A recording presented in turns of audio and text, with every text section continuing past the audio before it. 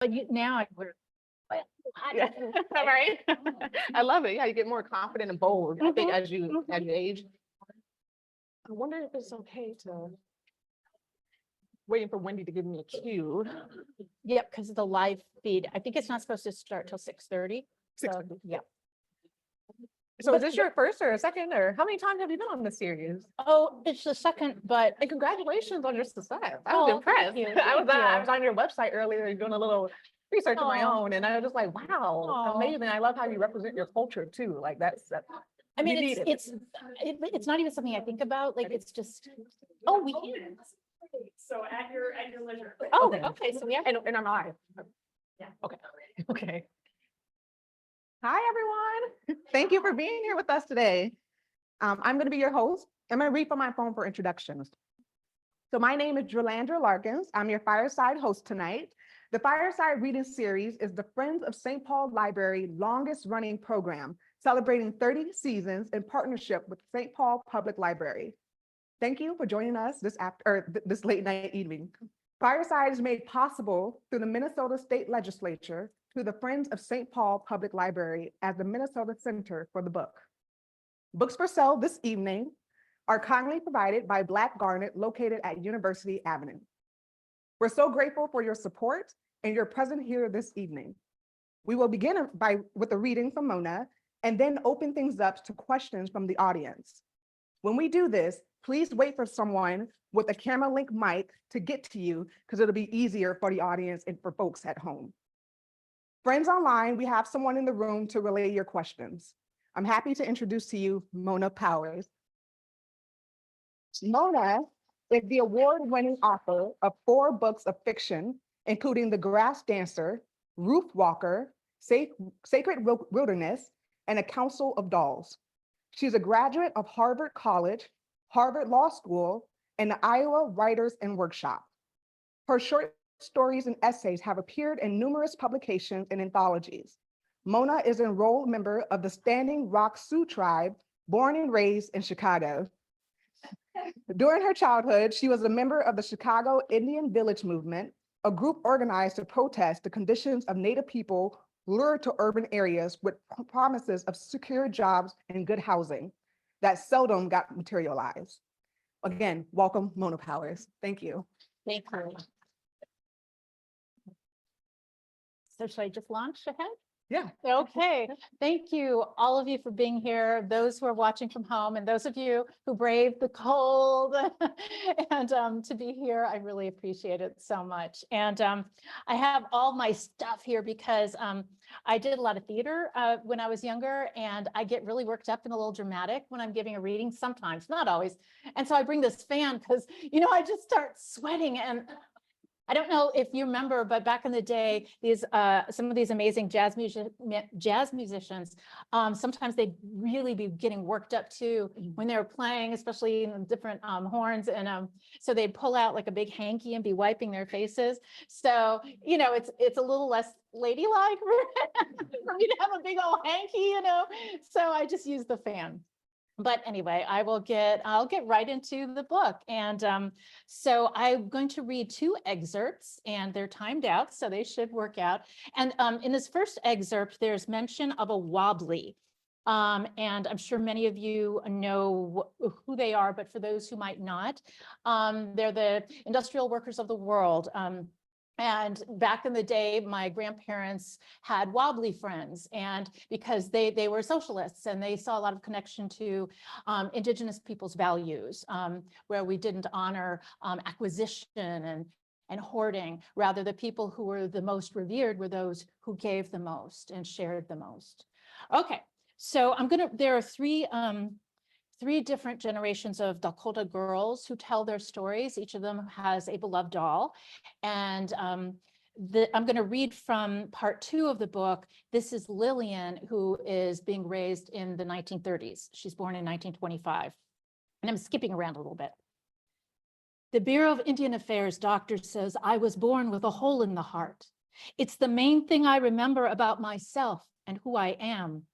The first time I saw a chicken heart, Ina making ready to cook it just for me when the other kids are running around outside and I'm stuck in a sawed-off beer keg with edges too high for me to climb. I beg her to let me hold it before it goes in the pan. Ina sighs but gives it to me. The meat fills my palm. I bring it to my ear because my own heart makes noise when I do anything too much. This one is silent. Silent and perfect. There aren't any holes. I squeeze it and wish I could switch it for mine. I'm jealous of that heart in all its beauty.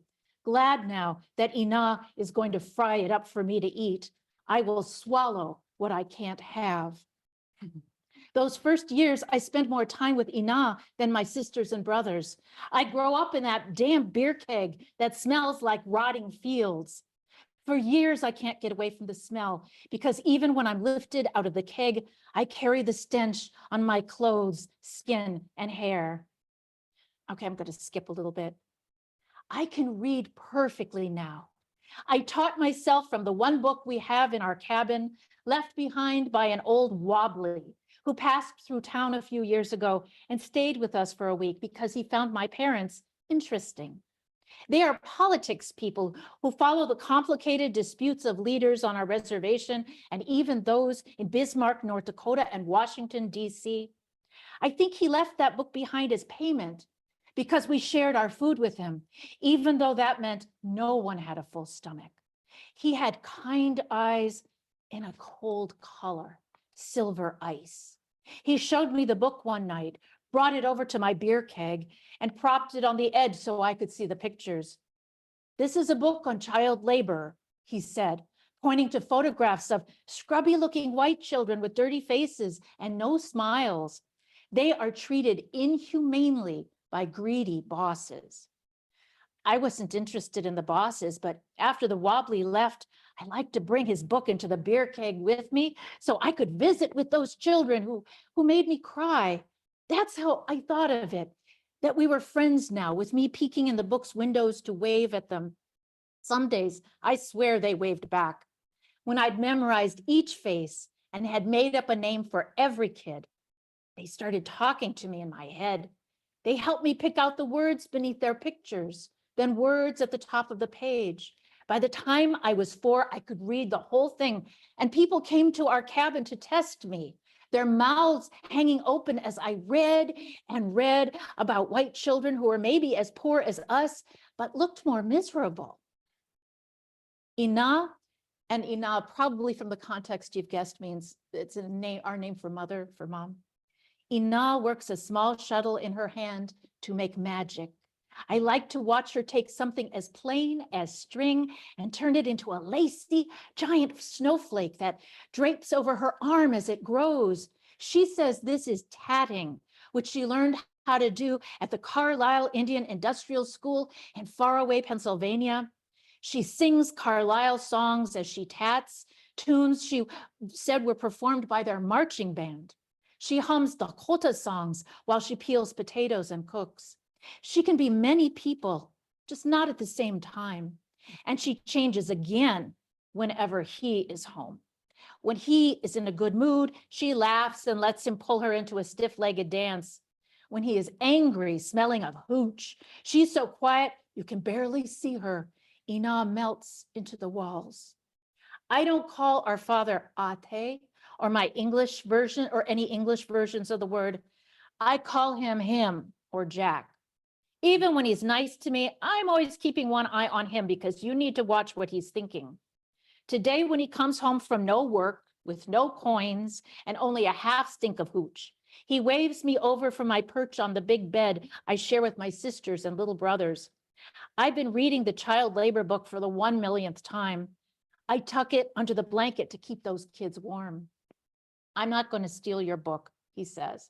He isn't frowning, so I take my time crossing the room. I know. What's in your noggin today? He pats me on the head, and even though he means well, his hand is heavy, which makes my knees buckle. Ina is here and not here. Me and Blanche made a graveyard, I tell him. Blanche and I. He pats me harder. Blanche and I. English is his second language, or maybe his fourth, because he spoke all three dialects of our language before he ever went to school. But he hates English so much, he's careful with it. He wants us to be careful too. Go on. Blanche and I made a graveyard for the birds. With him, it's best to say as little as possible because you never know what word will come at him like a punch and make him angry. So I don't tell him how we buried Julius, our pet magpie that died in the night, Ina giving us a piece of fabric to wrap him up with all the odds and ends of treasures he stole that aren't worth anything to anybody else. I also keep quiet about the second burial we performed once our bird was safely in the ground and properly mourned with testaments to his good character, thieving aside. Blanche said we should bury Jack to keep Ina from falling pregnant every year and suffering miscarriages, to keep her from turning invisible each time he walked through the door. I looked around to make sure no one overheard my sister's mischief. Blanche brought a bucket of water from the well and poured it on the ground.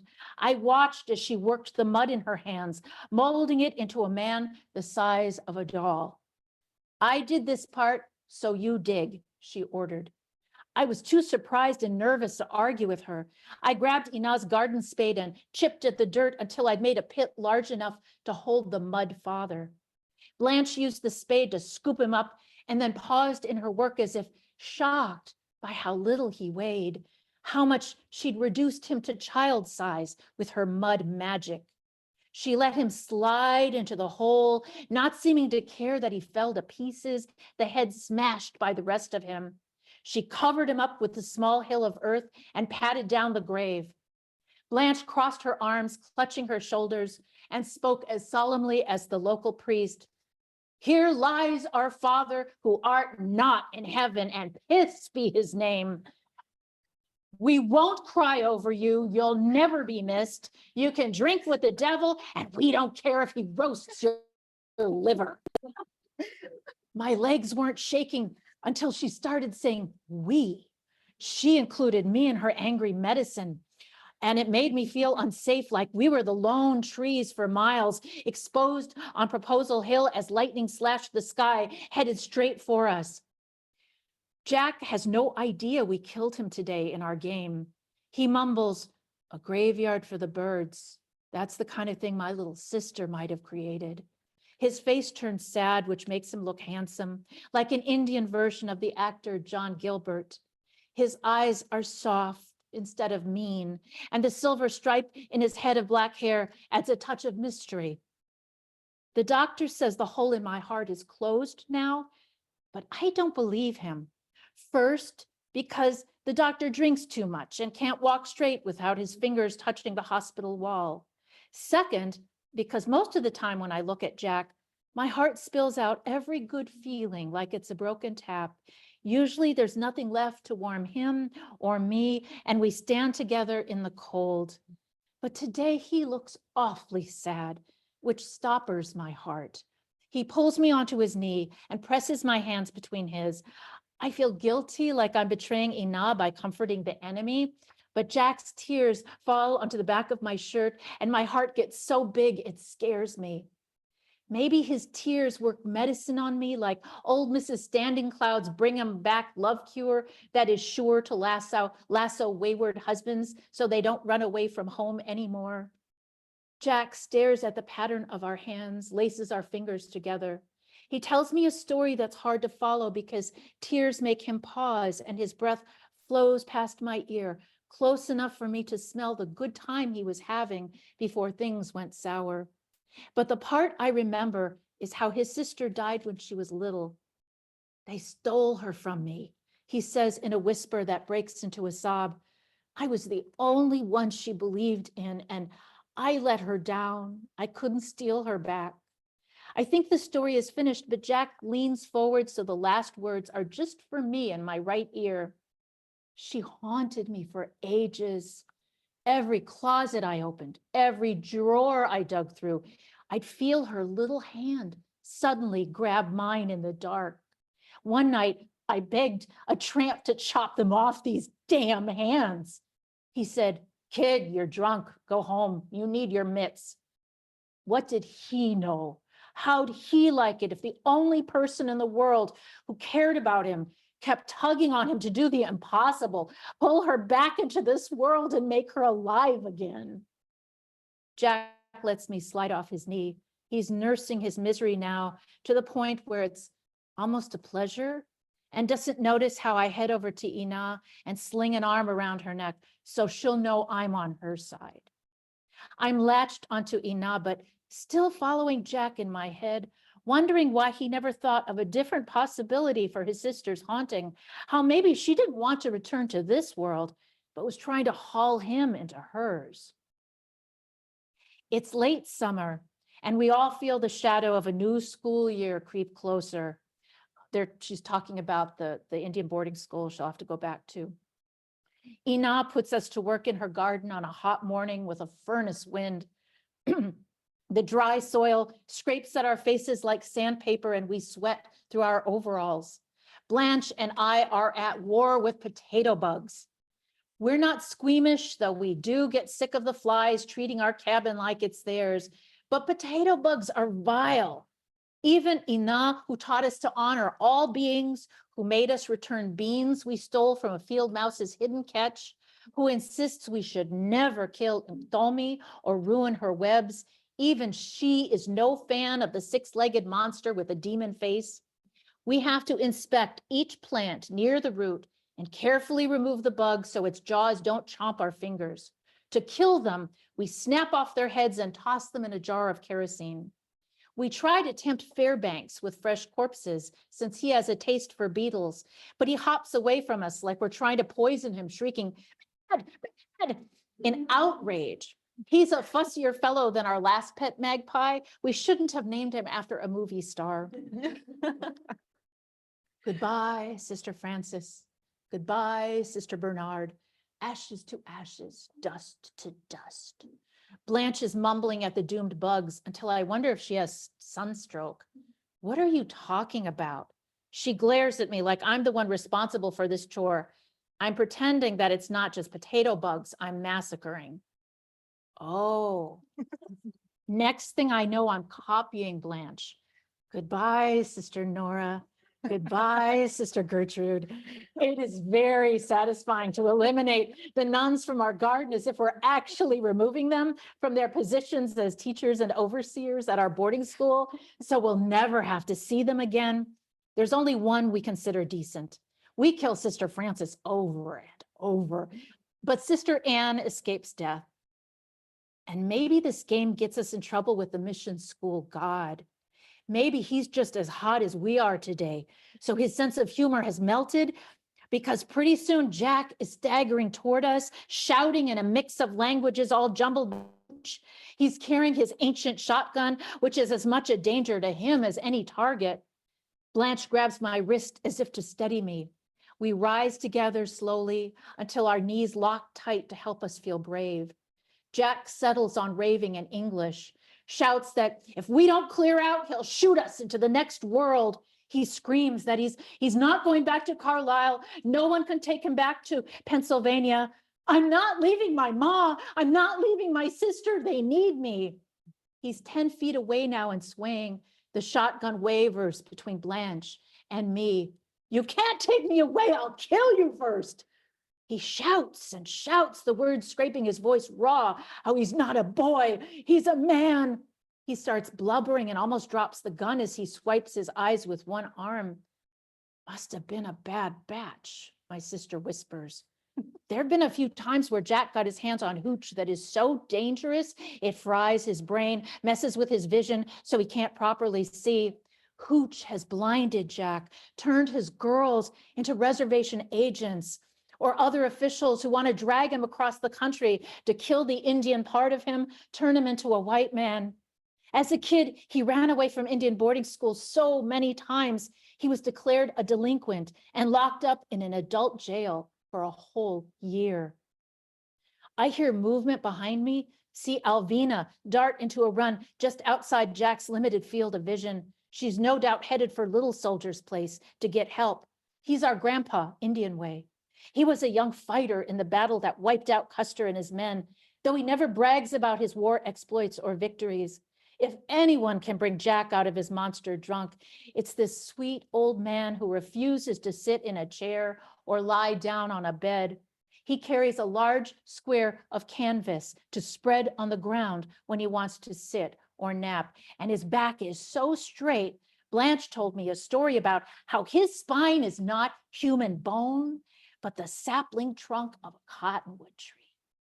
I knew she made that up, but decided to believe it anyway because Grandpa Little Soldier deserves to be part tree.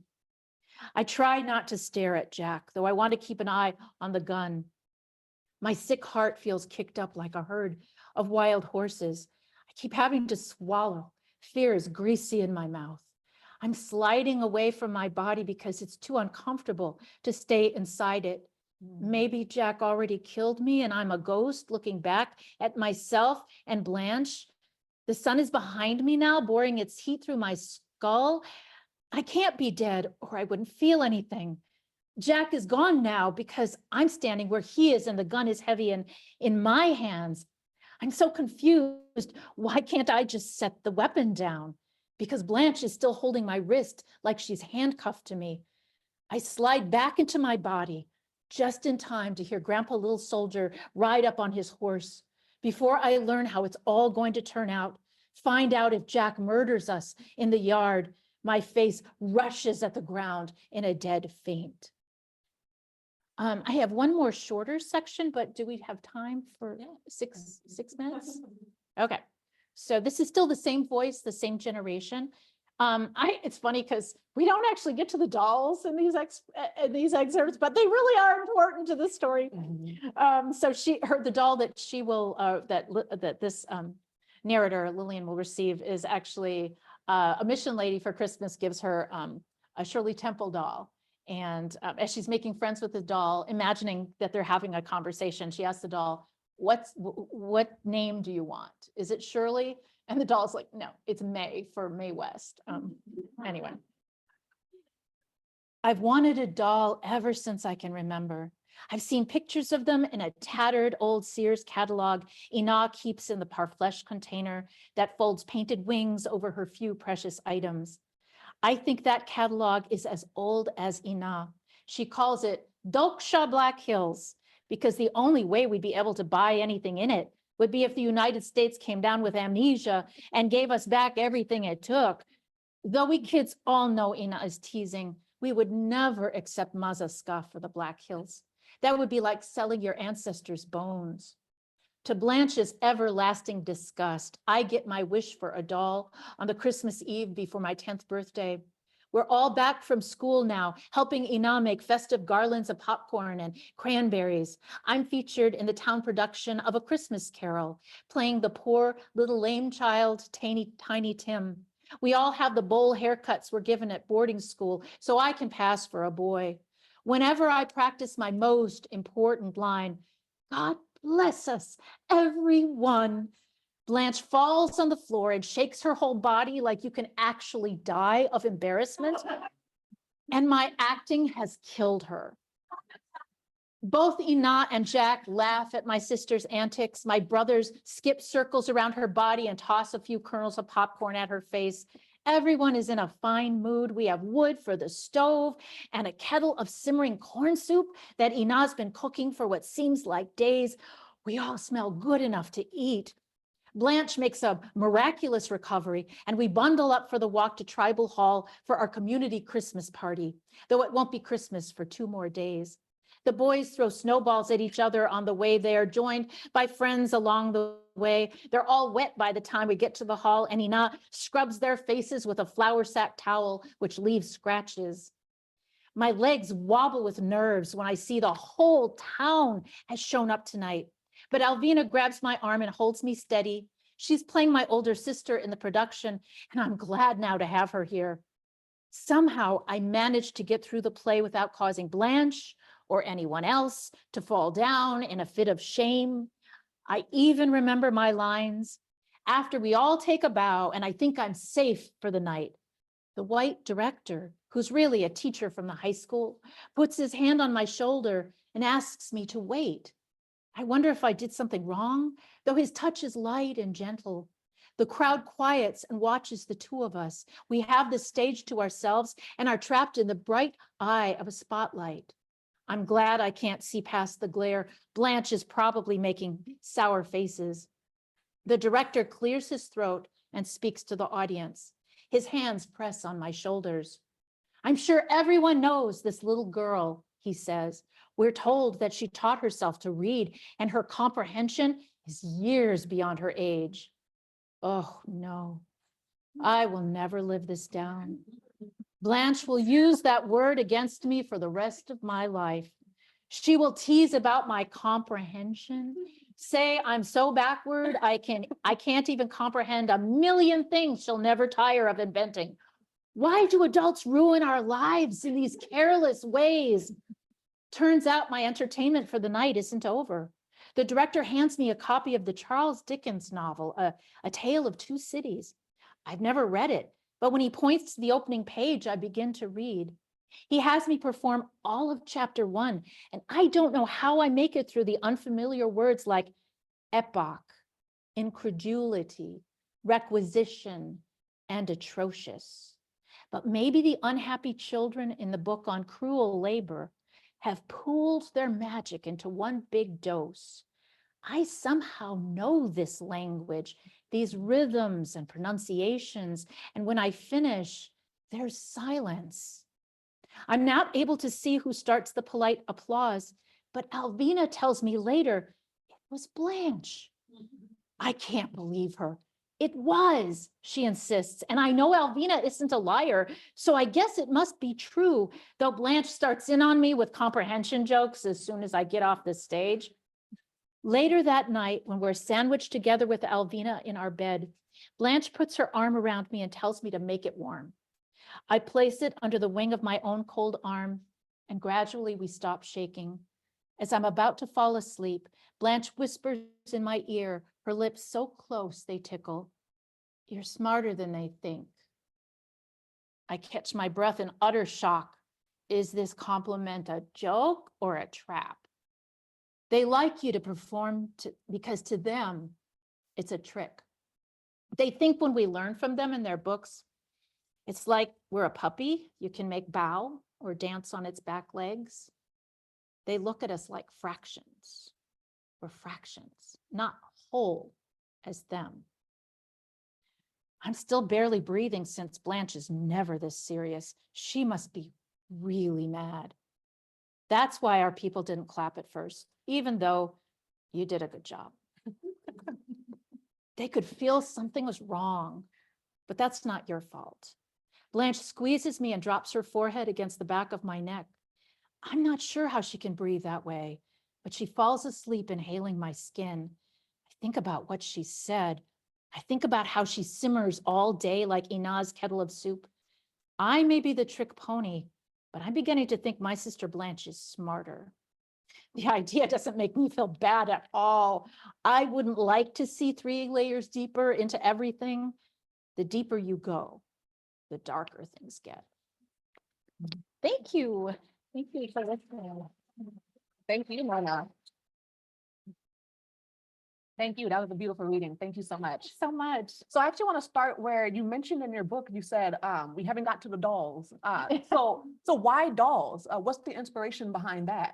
Yeah, I have to say, to be perfectly honest, that I feel as if I don't usually choose my projects, my writing projects. And I know some writer friends who do. They're like, I'm interested in exploring this concept or this experience. And then they have to come up with the characters to play out that scenario or that whatever it is they're exploring. With me, I will have inspiration just come in seemingly out of nowhere, though my mother was always saying it's coming from somewhere. It's coming from ancestors, or there's somebody out there who wants their story told, and so they're showing up and you should listen. And so sometimes it'll be a voice in my head, in my imagination. I'll hear this voice just out of nowhere start telling me things I find interesting, so I jot it down. I'm like, who is this? Or I'll have almost like a little film playing in the mind of my imagination, showing me things I do not understand, like a Dakota woman, you know, she's dancing on the moon in this gorgeous buckskin beaded dress. I'm like, what's this elder doing dancing on the moon? You know, got to figure that one out. And so so with what happened with this book is I knew I wanted to write a story for a writing contest because I needed money. And they had really good money prizes, like $5,000 the first prize. But you know, they had other prizes and it's like, I probably would win, but you never know. So I was trying, you know, just waiting to see what would show up. And it was actually this voice that was kind of like me as a little kid. I didn't read from her voice, but she's Sissy in this book. I mean, it's not, I made choices. So it's not totally autobiographical by any means. It is fiction. I made choices that would help me make that leap into fiction. Things that were just really not true of my upbringing. So that helped. But there is a lot that's very familiar turf to me. And so Sissy, this voice showed up and she had this doll. So it was, they just showed up to me. And the doll, her doll Ethel, who is her constant companion and really her protector in a lot of ways, although they do mutual protection, her confidant, definitely. She's based on a doll I really had when I was a little girl. Was this tiny Thumbelina from the 1960s Ideal, the Ideal company. And the one that I wanted was black. And my dad, for Christmas, or maybe it was my birthday, he went to the local Sears store to get this tiny Thumbelina. But he actually had to get into a kind of battle with the clerk who was like, no, you don't want that one. And she kept trying to sell him the white version of the doll. And you know, my dad was always very gentlemanly and very patient, but you know, yeah, he apparently was getting really, really angry. And so I kind of had it out a little bit. Yes. So she was just, I didn't call her Ethel. I think I just called her unimaginatively Thumbelina, you know, going along with the company's name for her. But in the story, she was Ethel. And she was smart. I just loved her. I loved her so much. I love her character so much. Right. And so many authors, they say they write from life, from their life experience. But you said you almost write from intuition. You hear a voice, you get these images, and you just start to write. Can you speak about that process a little bit more, a little bit further? Sure. So you write from intuition, and almost like, what does that look like for writers? I mean, I'll try to keep it short because I could talk forever about, I just did a craft talk at the Institute of American Indian Arts a few evenings ago about writing, intuitive writing. And so, but I am writing from experience to a certain extent, although because I grew up with so much diversity, we had relatives on several reservations, Standing Rock, Rosebud, and then my aunt married into the 3 affiliated tribes. So we go out to Fort Berthold in the Dakotas. But also I grew up in Chicago. We were part of the civil rights movement. I had so many African-American friends. My mom's best friend since after World War II was Japanese American. So I grew up with their family. And then the Native community in Chicago, which was multi-tribal, and on and on. It was just so diverse. So I have a hard time staying on any one experiential turf in terms of ethnicity or background, because these are my people. Like, you know, my people are a whole lot of people in a way, you know. I don't mean to be inappropriate. Of course, it's not the same. I can't know ever what it's fully like to be somebody, you know, of a different racial, ethnic background. But anyway, but they come into my world, always my stories.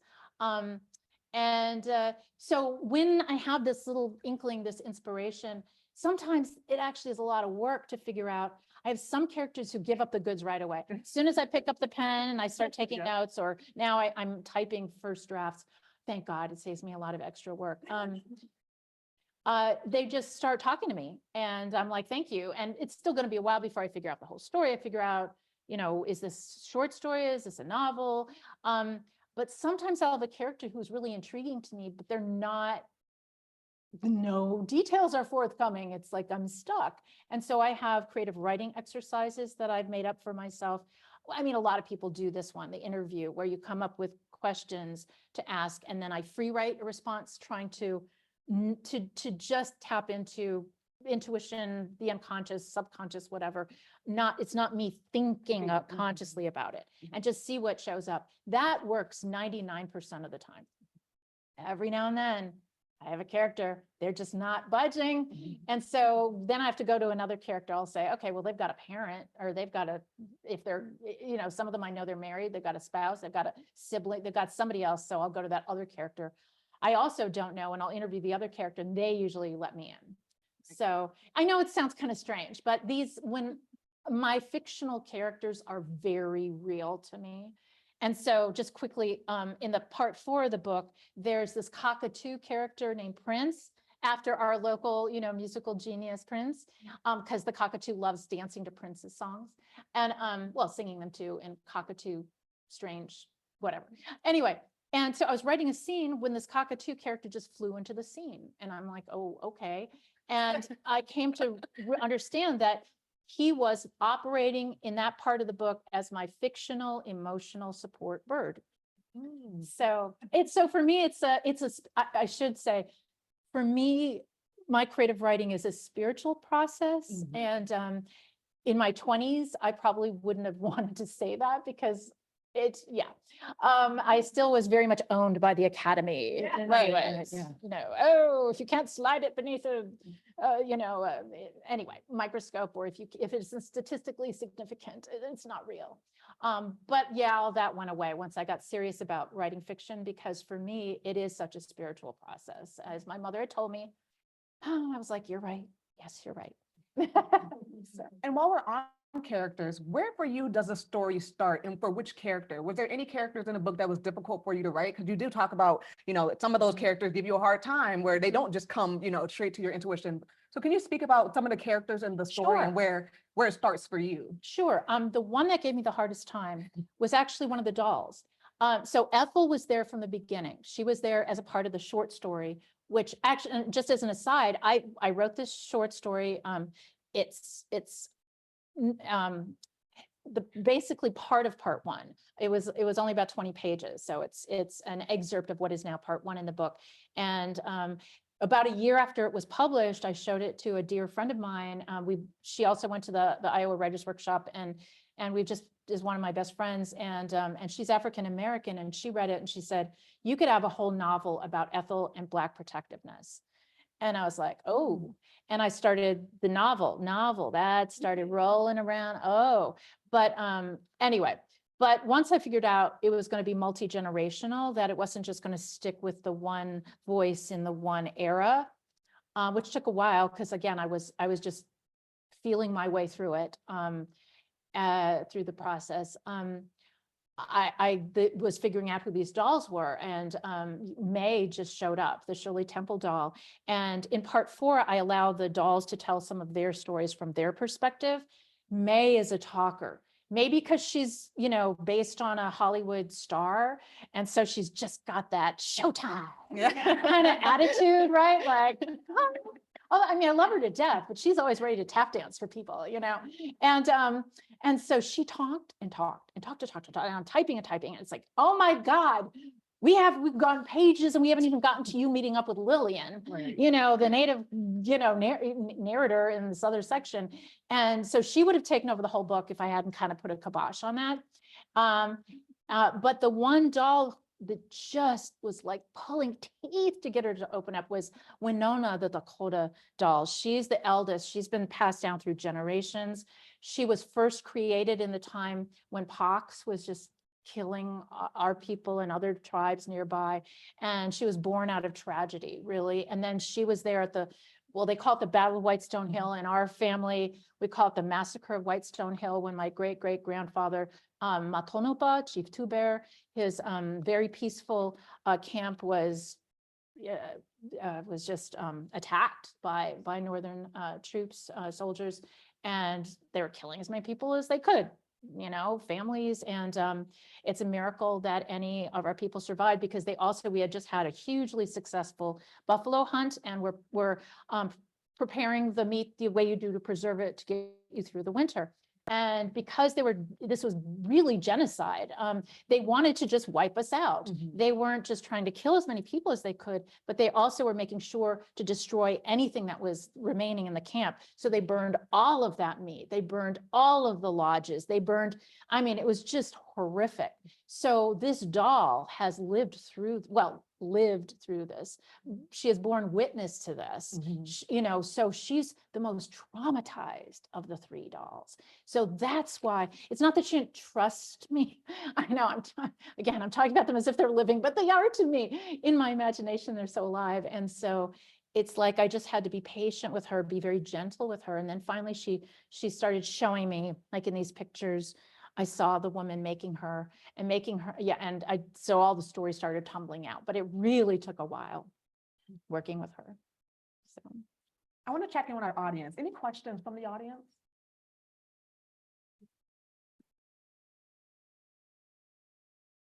Taking a question from the audience.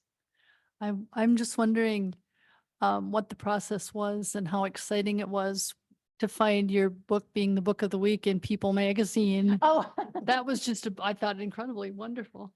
yeah, there have been some just lovely surprises because you never know, it's out of my hands. Once I've done all my work, I've done the revisions, I've done, answered all the questions that my, well, it's great because I have a publicity and marketing team and my editor and what they needed from me. I do my part, and then it's out of my hands.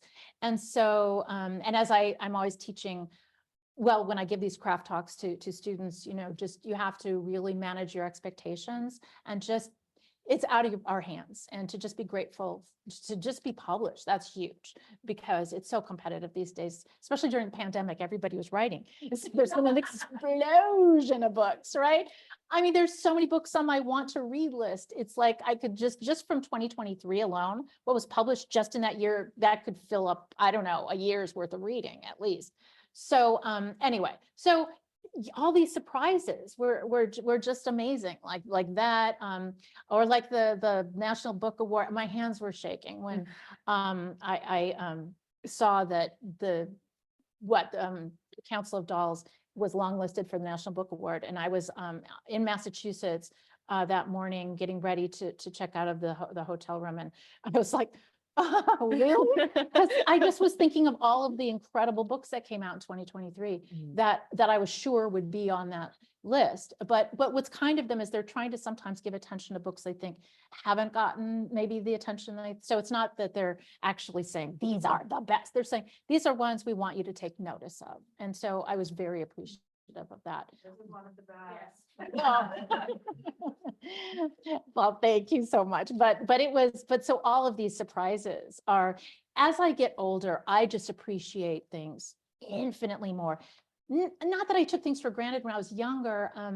It's just, well, and I'm healthier now. I've done so much work on healing, not that it's ever perfectly healed, but making progress healing a depression, and still working on anxiety and PTSD, but having made a lot of progress, just being gentler with oneself and trying to be gentler with the world, and just so appreciative of every bit of notice, every kind word.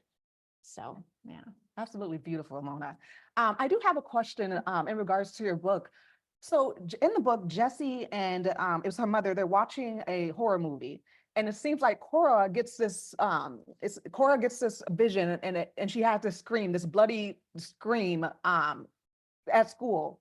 Can you speak to how scary stories or influenced the book? Or did you do any research with scary story genre for the book? No, because I grew up watching scary movies and Okay. TV shows with my mother. And as soon as they started being published, I was reading the Stephen King novels. But funny, I'm glad you asked that question because, well, there are two things I want to say. One is that even before reading the spooky books or watching the spooky TV shows like Dark Shadows, I would run home from school to try to catch it. It was in the late 60s, early 70s. It was a daily soap opera, but it was a spooky one. And mom often she was busy because she wouldn't have wanted me to watch that one, but she was busy so I could sneak in and watch that one. But before that, I grew up hearing true ghost stories by Native moms and Native friends of ours, especially if we would road trip out to Wisconsin or other places for powwows, and all be staying together. Sometimes if it was warm, we'd have a tent, have a lodge. Sometimes it would be a hotel room. And when they thought I was asleep, the older folks would start really opening up and saying a lot of stuff, not just spooky stuff, but just I'd get all the gossip, and all the love stuff. And but I love those true life ghost stories. And my mother was somebody who saw ghosts, not a lot, thank goodness, but every now and then. And so I just was drawn to spooky stories. And so I'd been working actually on a spooky novel. It has this is just a working novel. It's heinously long. Harvard Indian Seance at the Lizzie Borden Bed and Breakfast. Oh my goodness. And I used part of one literary fellowship actually rent out for one night the Lizzie Borden Bed and Breakfast with two of my dear friends. We stayed there one night. Anyway, Is this and going to be your first horror? my first, yeah, it's and so I've actually done a lot of work on it, but I was overcomplicating things and I got kind of stuck. I had this structure that was unbelievably, ridiculously complicated, but I couldn't see it. And so this book came along and nudged it out of the way, like me first, me first. And I was like, okay, it was just in my imagination, it just took over my imagination and demanded to be written. And so what was kind of eerie is I finished writing the first draft of it, which was the draft that I used to find an agent, May 21st of 2021, or no, May 26th, 2021. And in less than a week, just days after I finished writing it, news broke that they'd found a burial site of children, of students from a former Indian residential school in Canada, in Kamloops, Canada. And so that was all over the news. And then they started finding these sorts of burial sites all throughout Canada, but near these residential schools and here in the United States. Of course, we already have the burial ground at the Carlisle, in Carlisle, Pennsylvania, where both my grandmother and grandfather on my mom's side attended that first Carlisle Indian Industrial School, which served as the sort of an example for all the ones that were going to sprout up everywhere else. And so they have, that burial ground. And so my mom took me out there to visit when I was, I don't know, about 12 or 13. And it made quite an impression. And I grew up hearing stories about it, the Carlisle Indian School. So that kind of gave me goosebumps, the timing of that. Like, oh, that's why I was meant, because I felt so surrounded by ancestors. There are moments when I was writing this and I wouldn't even realize I was crying, but my face would be wet and I'd reach up and I was like, oh, you're crying. But it wasn't sad writing it, even though there's some really sad moments. It just, because I felt so supported, like you're supposed to be doing this. And when you feel you're doing what you're called to do, it's just the best feeling in the world. You're living your purpose, Right. And it was apparently to help me have a platform, not only to talk about the heinous, these Indian boarding schools and the legacy of them and how it's still impacting generations today who never went to these schools. But to just talk about mental health issues in general, things I never thought I would feel comfortable, it's things you kind of want to keep private. And it's like, I'm getting old, who cares, right? I found stuff that worked for me. I've made progress, which has turned my whole life around. I want that for other people, And also, just another little aside, I'm such a babblehead, sorry. But I think this is true for a lot of people, a lot of communities, a lot of families. But sometimes I think it might be especially true for communities of color. We are so aware of what our ancestors went through, what a hard road they had to walk. I think of my ancestors at Whitestone Hill and what's happening on this massacre ground and trying to survive from that, and all the trauma that comes from that, and all the people you've lost, and how are you going to survive, and just the legacy of slavery, what all of these our ancestors have had to contend with and endure. And so one can feel very guilty about having problems or issues when you've had a much cushier life, at least materially, or at least externally. But then I started thinking about how, yes, but those former generations were so busy just trying to survive and keep their kids alive. They didn't have the resources, the bandwidth, or for us, we had our healing ways, but it became illegal, to practice our spirit. So much of that was, at least they attempted to take away the things that would have helped us to recover. That is being handed down to the next generation, and so that trauma lives in us too. And, I think back to my mother's generation and her mother's generation, they didn't have the suicides that we have now. Right. Right. So something's happening, yeah, they're not as hungry. Well, people are getting really hungry these days. It's getting pretty bad out there again, but just, compared again to former generations, there's so much more that we have. externally, but that doesn't mean we are not carrying all of that trauma in us. Right. So. And that actually goes into the next question. So there's a strong matrilineal line in this book, but then you also speak about Jack, who exists in Cora's mind or in body. Why was it important to also tell Jack's story? It almost kind of reminds me of when you were talking about the release and when you were purging, like the ancestors and spirits Right. were around you and they were telling their story through you. So why was it important to tell Jack's story?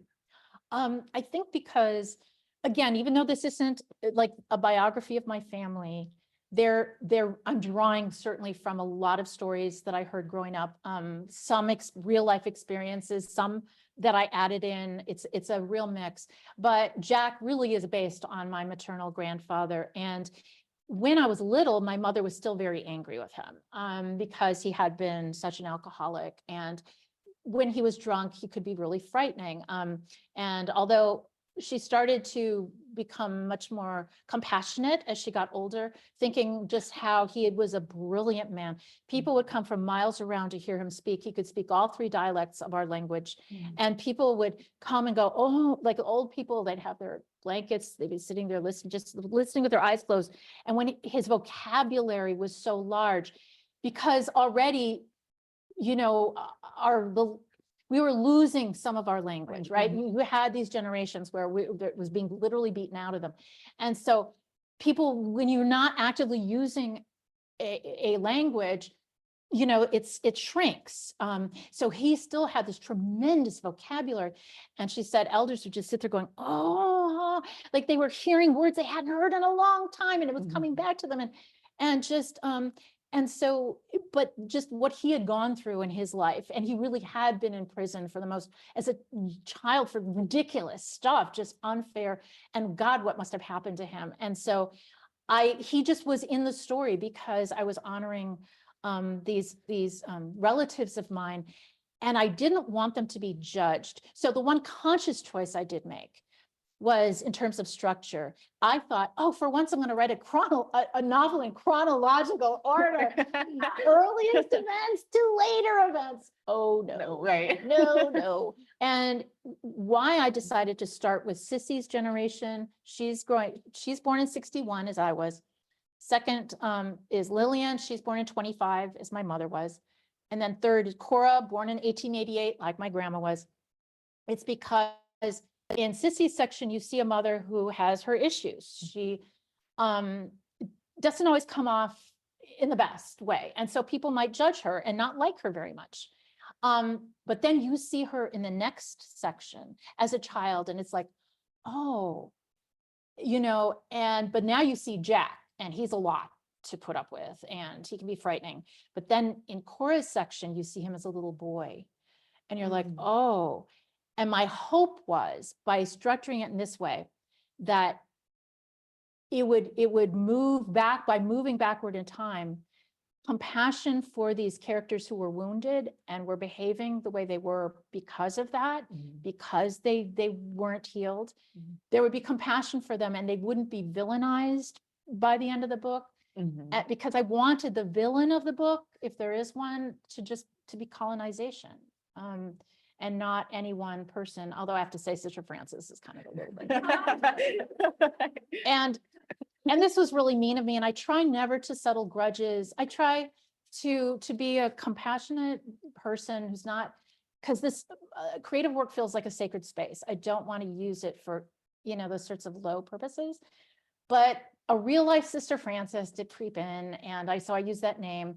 And I'm part of this private group on Facebook of those of us who went to St. Philip Neri in Chicago. And we'll share old photographs from back in the 60s and 50s, 60s, 70s. And Sister Frances was just infamous. You just didn't want to be in her class. You know, if you heard, oh, this year you're in her area, it's like, oh, let's start weeping now. She was cruel. She was so cruel. Like one kid had a speech impediment, and she would just make him read in front of people and then punish him when he couldn't read. Anyway, she was horrible. So one person shared their class photo, and it had Sister Frances in the back and then all the kids, but they'd scratched out her face. And so I was like, Sister Frances. So yeah. We are almost out of time. I want to take some questions from the audience while we have our superstar author here. Oh. We won't have her for long, so, Oh. so get them in. But it's 7:30. Okay, okay. Anything left should be said now. Well, thank you, Mona, so much for having us and for joining us tonight. I'm going to go ahead and wrap up with our closing quote here. So thank you, dear audience, for Thank having you us so and for your attention and participation tonight. And we welcome you again. Thank you. Thank you for your great questions. Thank you. Thank you.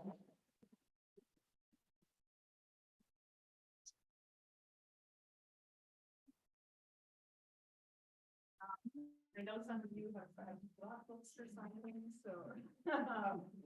But I've got it where if everybody wants to, it's for like a book that they haven't read yet. Yeah. That was amazing. And I love how you speak so much about how it's the intuition writing and that's in you, how you're surrounded by your spirit guide. Like, I feel like that's not how. And a lot of like Western writing is all about find yourself a theme, a setting, and then you kind of craft it around that. And it's like, no, you Right. let those stories come to you. Right. So thank you for Right. that. Oh, no, thank for you. validating that and. I have this Minnesota arts, Sun Young Shin, this wonderful Thank poet, you. asked me